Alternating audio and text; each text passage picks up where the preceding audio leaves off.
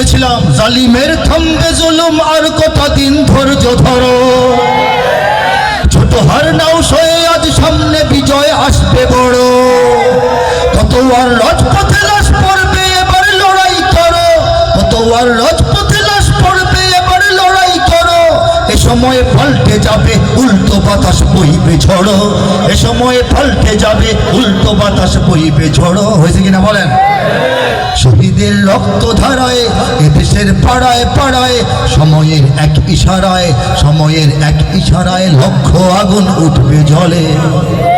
শহীদের রক্ত ধারায় এদেশের জেলায় জেলায় বলে নেই, পাড়ায় পাড়ায় মহল্লায় মহল্লায় সময়ের এক ইশারায়। আগে মানুষকে ডাকেন রাস্তায় আসবে না, সময়ে একটা ডাক দিলে লক্ষ আগুন জ্বলে উঠছে।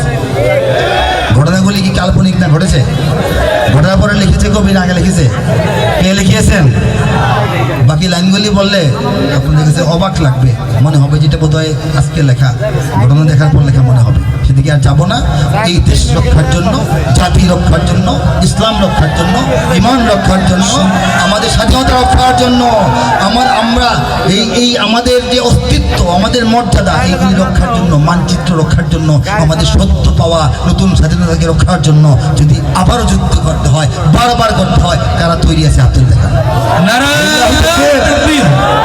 যদি আমার সাগরে আমার পাহাড়ে ফেরায় লোভের চোখ, আমি প্রতিবাদে জ্বলে উঠবই, তবে যা হবার তাই হোক। এই শান্ত সবুজ পতাকায় যদি পড়ে শকুনের থাবা, এই সুপ্ত বারুদ জাতি নিয়ে ফেরে খেলে যদি কেউ দাবা, কোটি মানুষের প্রাণের কুটিরে আগ্রাসনের হাত যদি কেউ বাড়ায়, তবে আবার যুদ্ধ হবে, জোরে আবার যুদ্ধ হবে, আবার যুদ্ধ হবে, আবার যুদ্ধ হবে, আবার যুদ্ধ হবে, আবার যুদ্ধ হবে, আবার যুদ্ধ হবে।